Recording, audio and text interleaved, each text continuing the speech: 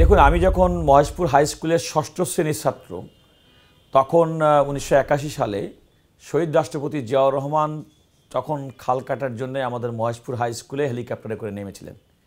আপনি তখন জানেন যে তখনকার সময় রাষ্ট্রপ্রধানরা আসলে স্কুলের ভালো ছাত্রছাত্রীদেরকে সবসময় সম্মুখভাগে দেওয়া হয়।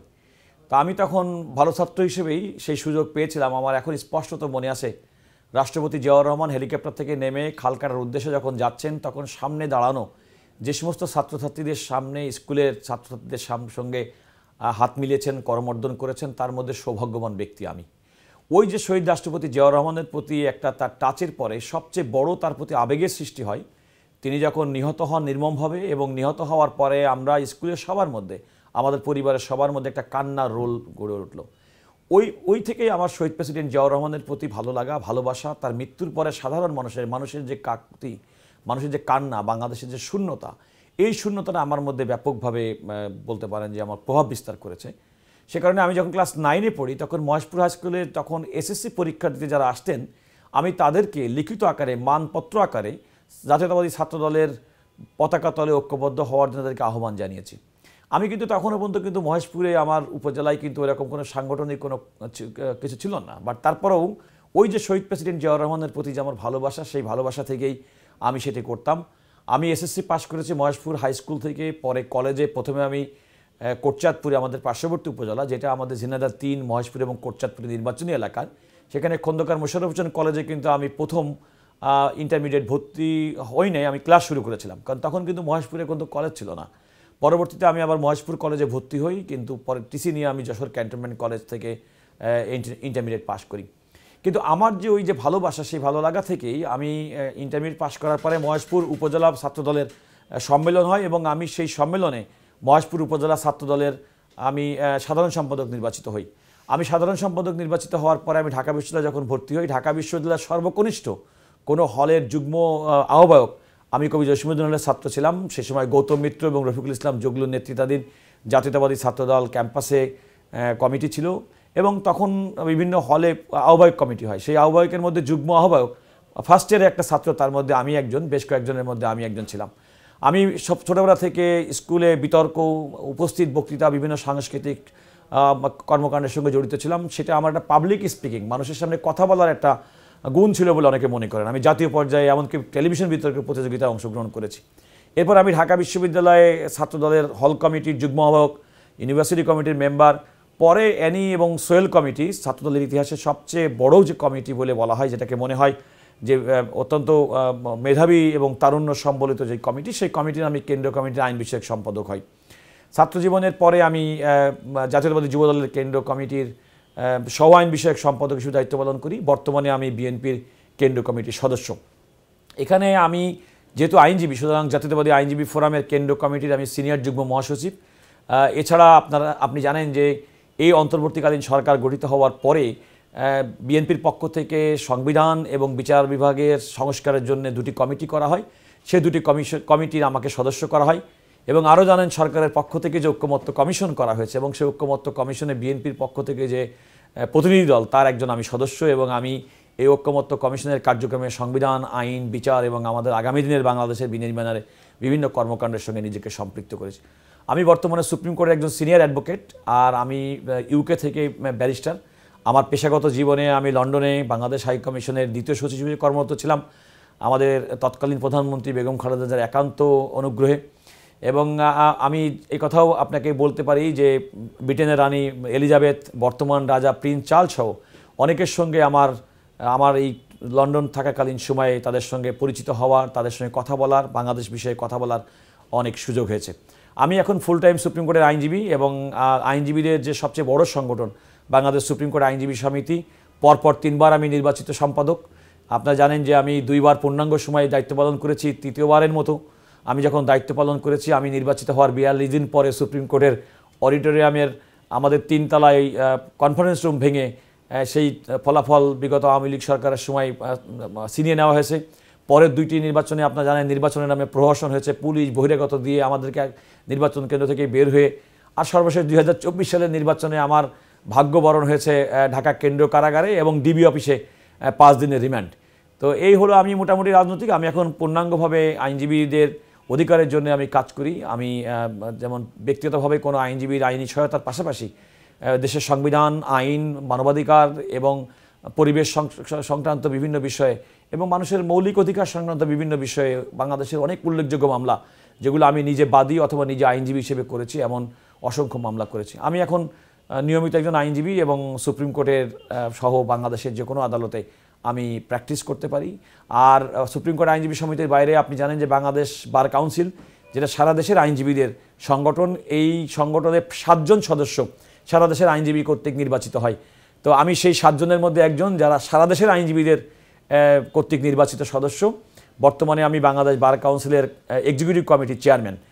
এটা একটি বড় পদ সারা দেশের আইনজীবীদের জন্যে, আমি সেটিও বর্তমানে দায়িত্ব পালন করছি। এছাড়া বাংলাদেশের ঐতিহ্যবাহী ঢাকা ক্লাব, আপনারা নিশ্চয়ই জানেন, সামাজিক ক্লাব, সেই ক্লাবেও কিন্তু আমি পরপর 2 বার পরিচালক হিসেবে নির্বাচিত হয়েছি। অর্থাৎ 2023 এবং 2024 2 বছর কিন্তু আমি পরপর নির্বাচিত হয়েছি। দেখেন, বিগত ফ্যাসিবাদ আমলে শুধুমাত্র ব্যক্তি রুহুল কুদ্দুস কাজল না, ব্যক্তি কোনো রাজনৈতিক কোনো কর্মী না, সারা দেশের মানুষ নিগ্রহের শিকার হয়েছে, অত্যাচারের শিকার হয়েছে, গুম খুনের শিকার হয়েছে। এখনও বহু পিতা মাতা তার সন্তানের খোঁজে আছে, স্ত্রী তার স্বামীর খোঁজে আছে, স্বামী তার স্ত্রীর খোঁজে আছে। বাংলাদেশে এমন অসংখ্য মানুষ নিখোঁজ হয়েছে। সুতরাং একটা ফ্যাসিবাদী কায়দায় বিগত সময়ে প্রত্যেকটা মানুষের উপরে যে নির্যাতন চালানো হয়েছে, সেই নির্যাতনের তুলনায় আমি ব্যক্তিগতভাবে যে নির্যাতনের শিকার হয়েছি, আমি তাকে একেবারে তুচ্ছ মনে করি। আপনি খেয়াল করে দেখুন যে 1/11-র পরে আমাদের প্রাণপ্রিয় নেতা জনাব তারেক রহমান, তাকে যেভাবে নির্যাতন করে তাকে শারীরিকভাবে পঙ্গুত্ব বরণের পথে নেওয়া হয়েছে, একইভাবে বিগত শেখ হাসিনা সরকার আমাদের প্রাণপ্রিয় প্রধানমন্ত্রী, বাংলাদেশের মানুষের সবচেয়ে জনপ্রিয় নেত্রী বেগম খালেদা জিয়াকে যেভাবে দিনের পর দিন কারাগারে রেখে চিকিৎসা থেকে বঞ্চিত করে বিদেশে না পাঠিয়ে তার উপরে যে নির্মম নির্যাতন করা হয়েছে, গণতান্ত্রিক নেত্রী বেগম খালেদা জিয়া, আপসীন নেত্রী, তাকে বছরের পর বছর কারান্তরীণ রাখা হয়েছে। সেই তুলনায় তো আমার অল্প কদিন কারাবাস, আমার 5 দিন রিমান্ডে থাকা, এটা আমি খুব তুচ্ছ মনে করি। বরং আমি মনে করি বিগত ফ্যাসিবাদ আমলে দেশের লক্ষ লক্ষ নেতাকর্মী, সাধারণ মানুষ, বুদ্ধিজীবী, শিক্ষিত মানুষ, শ্রমজীবী, যারা হাসিনা পতনের আন্দোলন করতে গিয়ে তারা নানা রকম ক্ষতিগ্রস্ত হয়েছে, আমি বরং তাদের প্রতি সমবেতী। আমি ব্যক্তিগতভাবে আমার বাড়িতে, আপনারা জানেন, যৌথ বাহিনী রেড দিয়েছে। আমার চেম্বার থেকে আমাকে গ্রেপ্তার করা হয়েছে 2024 সালে।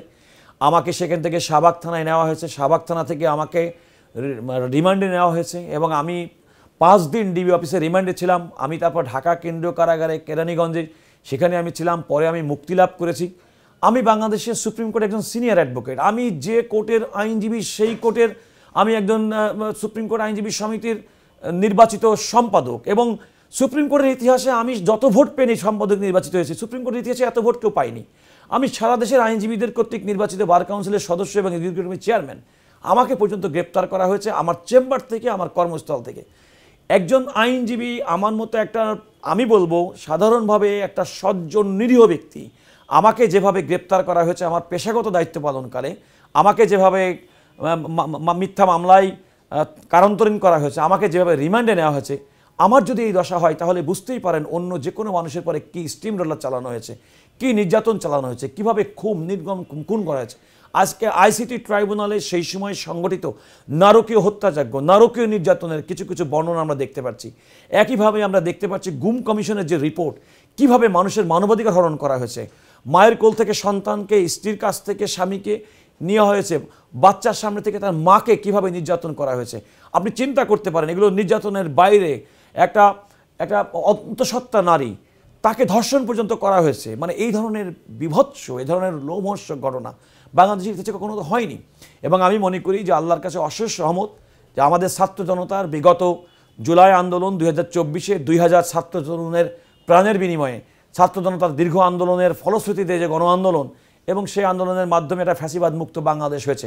না হলে আমাদের সবার ঠিকানা হতো আজকে কারাগার। আমি আরেকটি কথা বলতে চাই, আমরা ন্যায় বিচারের জন্যে, অধিকারের জন্যে, বিচার বিভাগের স্বাধীনতার জন্যে বক্তব্য রাখতে গিয়ে আমি সহ আমাদের 5 জন সিনিয়র আইনজীবী, 7 জন সিনিয়র আইনজীবী, তারা সুপ্রিম কোর্টের আপিল বিভাগে কন্টেম্প্টের শিকার হয়েছে এবং আমাদেরকে আদালত অবমাননার জন্য মামলা করা হয়েছে। আমরা দিনের পর দিন আদালতের সামনে দাঁড়িয়ে থাকতে এভাবে আমাদেরকে, কিন্তু আমরা কম্প্রোমাইজ করিনি।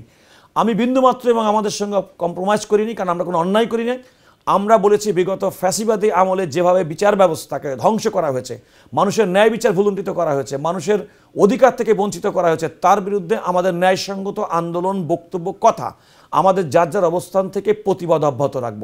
এই প্রতিবাদ অব্যাহত রাখার কারণে সুপ্রিম কোর্টের আপিল বিভাগ বারংবার আমাদের কাছে ক্ষমা চাওয়ার জন্য আমাদের পরে পার্সু করলেও আমি ব্যক্তিগতভাবে এবং আমাদের কয়েকজন নেতৃবৃন্দ আমরা কোনোভাবেই আপোষকামিতার দিকে না গিয়ে আমরা সেটাকে ফেস করেছি।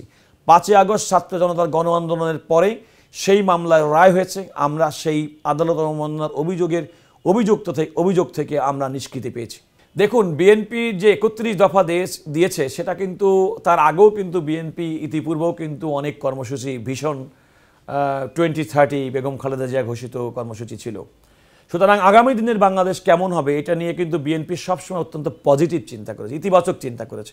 সময়ের পরিবর্তনে আমাদেরকে কিভাবে বাংলাদেশটাকে এগিয়ে নিয়ে যাওয়া যায়, বিশেষ করে বিগত সময়ের মধ্যে যেভাবে অর্থ পাচার হয়েছে, বাংলাদেশের অর্থনীতিকে ধ্বংস করে দেওয়া হয়েছে, আইন শৃঙ্খলা পরিস্থিতির যে চরম অবনতি ঘটানো হয়েছে সেটা থেকে উন্নত করে কিভাবে একটা আধুনিক বিশ্বের সঙ্গে মানানসই বাংলাদেশ টিকে থাকতে পারে তার একটা রূপরেখা হচ্ছে 31 দফা। আমাদের সময়ের পরিবর্তনে এগুলো পরিবর্তন হতে পারে, কারণ সময় বলে দিবে যে আপনার কোন সময় কোন জিনিসটা উপযোগী করে আপনি গ্রহণ করবেন। আমি মনে করি বিএনপির 31 দফা, তারেক রহমান ঘোষিত 31 দফা আগামী দিনের জন্য বাংলাদেশের রাষ্ট্রদর্শন। এই রাষ্ট্রদর্শনকে সামনে নিয়ে সময় এবং পরিস্থিতির পরিবর্তনে সংবিধান এবং আইনের ধারাবাহিকতায় কাঠামো মধ্যে নিয়ে এটাকে বাস্তবায়ন করতে হবে। আগামী 2026 সালের ফেব্রুয়ারি মাসে যে নির্বাচন হবে সেই নির্বাচনে আমি বিশ্বাস করি এদেশের জনগণ তাদের রায় বেগম খালেদা জিয়া, শহীদ প্রেসিডেন্ট জিয়াউর রহমানের আদর্শের যে ধারণ বাহক তিনি এবং বর্তমান ভারপ্রাপ্ত চেয়ারম্যান তারেক রহমান, তিনি যে নেতৃত্বের একটা চরম দৃষ্টান্ত প্রদর্শন করেছেন দলকে ঐক্যবদ্ধ রেখে, বিশেষ করে বিগত ফ্যাসিবাদী আমলে দলকে ভাঙার জন্য দলের নেতৃবৃন্দকে নানা লোভ প্রলোভন দিয়ে দলকে ছিন্ন বিচ্ছিন্ন করার যে একটা হীন চক্রান্ত থেকে দলকে ঐক্যবদ্ধ রেখেছেন। আমি মনে করি বাংলাদেশের মানুষ বেগম খালেদা জিয়া, তারেক রহমানের নেতৃত্বের প্রতি আস্থা ছিল, বিএনপির প্রতি, ধানের শীষের প্রতি তারা তাদের আস্থা সমর্থন ব্যক্ত করবে এবং বিএনপি রাষ্ট্র ক্ষমতা পরিচালনা পরে এই ফ্যাসিবাদ মুক্ত বাংলাদেশের ছাত্র, তরুণ, যুবকের যে আকাঙ্ক্ষা, কৃষকের যে আকাঙ্ক্ষা, শ্রমিকের যে আকাঙ্ক্ষা, ব্যবসায়ীর যে আকাঙ্ক্ষা, ছাত্রের যে আকাঙ্ক্ষা, আইনজীবীর যে আকাঙ্ক্ষা, আমার মহেশপুর কোটচাঁদপুর মানুষের যে আকাঙ্ক্ষা, সেই আকাঙ্ক্ষা বাস্তবায়নের জন্যে জনাব তারেক রহমানের নেতৃত্বে, বেগম খালেদা জিয়ার নেতৃত্বে আগামী সরকার এই 31 দফার আলোকে রাষ্ট্রকে বিনির্মাণ করবেন এবং রাষ্ট্রকে এগিয়ে নিয়ে যাবেন। আমি প্রত্যাশা করি বাংলাদেশের সমর্থন জনাব তারেক রহমান, বেগম খালেদা জিয়ার উপর থাকলে 31 দফার আলোকে আধুনিক আমাদের অত্যন্ত কাঙ্ক্ষিত বাংলাদেশ আমরা উপহার পাব। ইতিমধ্যেই জনাব তারেক রহমান তার সাক্ষাৎকারে বলেছেন যে দলের মনোনয়নের ক্ষেত্রে, অর্থাৎ প্রার্থী একজন জাতীয় সংসদ নির্বাচিত হওয়ার ক্ষেত্রে তিনি বলেছেন এটা কিন্তু কোনো দলীয় প্রার্থী কিংবা দলের পদের মনোনয়ন না। সুতরাং এমন ব্যক্তিকে দেওয়া হবে যার সামাজিক অবস্থান আছে, মানুষের কাছে তার গ্রহণযোগ্যতা আছে এবং মানুষ তার উপর রিলাই করতে পারে। 5ই আগস্ট 2024 আমাদের তরুণ প্রজন্মের মানুষের কাছে কিন্তু যারা ভোটার, আমাদের এবারকার ভোটারের প্রায় 5 কোটির উপরে তরুণ ভোটার যারা জীবনে প্রথমবার ভোট প্রদান করবে।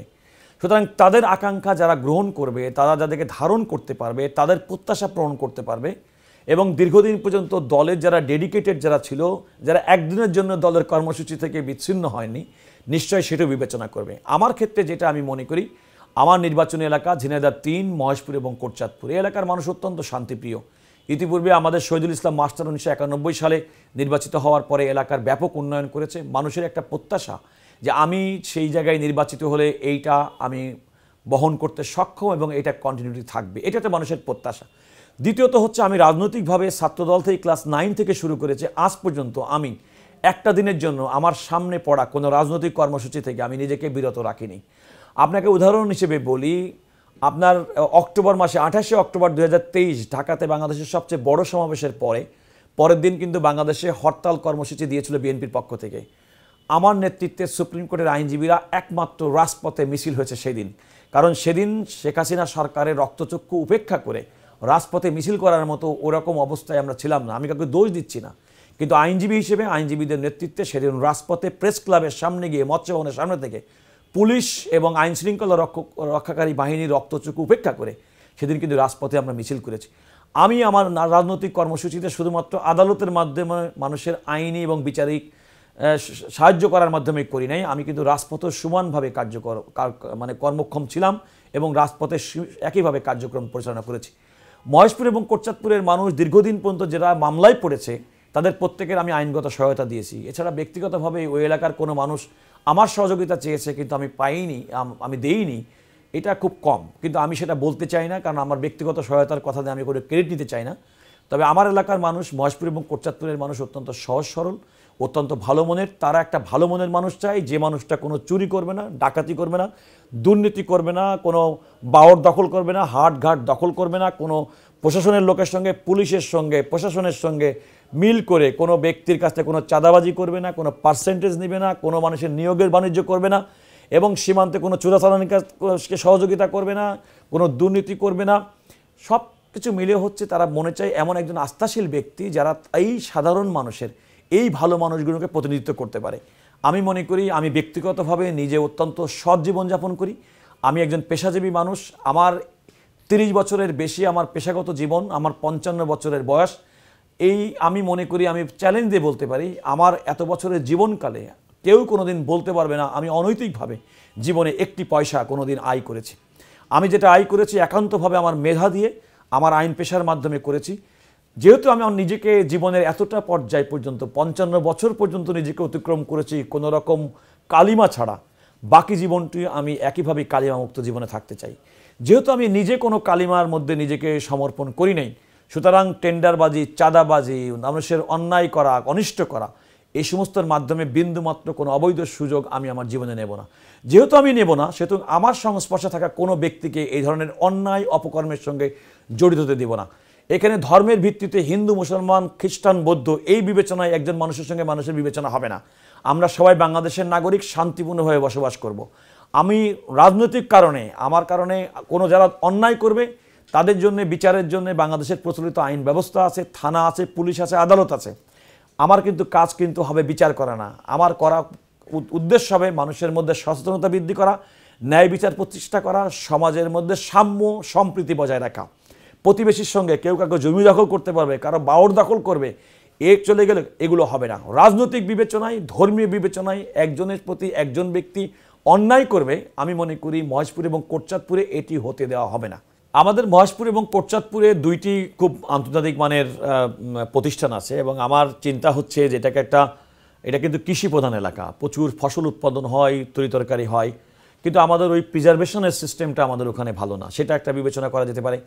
আমাদের দত্তনগর কৃষি ফার্ম এশিয়ার অন্যতম বৃহত্তর ফার্ম, এটাকে একসময় কথা হয়েছিল বিশ্ববিদ্যালয়ে উন্নীত করা। যদি সম্ভব না হয়, এটাকে একটা আন্তর্জাতিক বীজ গবেষণাগার, কৃষি গবেষণাগার করা যেতে পারে, এবং ফরেন ফান্ডেড করে এটাকে আন্তর্জাতিক মান করা যেতে পারে। সেটা আমার একটা পরিকল্পনার মধ্যে আছে। আমাদের কোটচাঁদপুর উপজেলায় বলুহার বাউর, সেটা হচ্ছে মৎস্য প্রজনন কেন্দ্র, সেটাকেও আমরা আন্তর্জাতিক মানের করতে পারি, রাষ্ট্রীয় আন্তর্জাতিক সহযোগ সুবিধা সহ। আমার মনে হয় এই দুটি কাজ, বড় কাজ করা যেতে পারে। তার মধ্যে আপনার স্কুল, কলেজ, মাদ্রাসা, শিক্ষা প্রতিষ্ঠান, বয়স্ক ভাতা, নারীদের জন্য সুবিধা, স্বাস্থ্য ক্যাম্প করা, শিশুদের জন্য, শিক্ষার্থীদের জন্য তাদের চাকরির জন্য সুযোগ সুবিধা করা। আরেকটি কথা আমি বলতে চাই যে আমার ইচ্ছা আছে, কারণ একজন আইনজীবী হিসেবে আমি যেটুকু জানি যে একজন সংসদ সদস্য নির্বাচিত হলে তিনি কিন্তু আইন প্রণয়নে গুরুত্বপূর্ণ ভূমিকা পালন করেন। তো আমার একটা প্রস্তাব, যেটা আমি ইতিমধ্যেই বলেছি, যে এমন আইন এবং এমন প্রতিষ্ঠান অঞ্চলভিত্তিক গড়ে তুলতে হবে, এবং এমন প্রতিষ্ঠান যদি আমার নির্বাচন এলাকায় গড়ে তুলতে পারি, তাহলে আইনের মধ্যেই বিধান থাকবে ওই এলাকার কমপক্ষে 30% চাকরি পাবেন ওই এলাকার মানুষ। তার মানে মহেশপুর এবং কোটচাঁদপুরে কোনো সরকারি প্রতিষ্ঠান কিংবা রাষ্ট্রীয় প্রতিষ্ঠান যদি গড়ে তোলা যায়, সেই প্রতিষ্ঠানে যদি আইনের মধ্যে বাধ্যতামূলক করা যায় যে 30% স্থানীয় মানুষকে নিয়োগ দেওয়া হবে, তাহলে কিন্তু আমার এলাকার মানুষের বেকারত্ব সমস্যা থেকে বিরাট একটা সমাধান হবে। এই কাজটি শুধুমাত্র এই এলাকা না, আঞ্চলিকভাবে বিভিন্ন প্রতিষ্ঠান যেখানে রাষ্ট্র করবে, সেখানে এমন একটি বিধান রেখে তরুণ সমাজদেরকে চাকরি দেওয়া, তাদেরকে কর্মক্ষেত্রে উদ্দীপ্ত করা এবং কর্মক্ষেত্রে তাদেরকে নিয়োগ করার একটা সুযোগ তৈরি হবে। আমি ইনশাল্লাহ মহেশপুর এবং কোটচাঁদপুরের জনগণ যদি আমাকে সেই সমর্থন দেন, আমি তাদের প্রত্যাশা পূরণে, আমি নিজে যেমন আগেই বলেছি, আমি নিজে যেমন কখনোই নিজে কোনো অন্যায় করব না, কোনো অন্যায়কারীকে প্রশ্রয় দিব না, কারো প্রতি অন্যায় হোক সেটা সমর্থন করব না, তেমনিভাবে এলাকার উন্নয়নের জন্য আমি আমার নিজেকে সম্পূর্ণভাবে সেবার মনোভাব নিয়ে আমি আমার নিজেকে উৎসর্গ করব।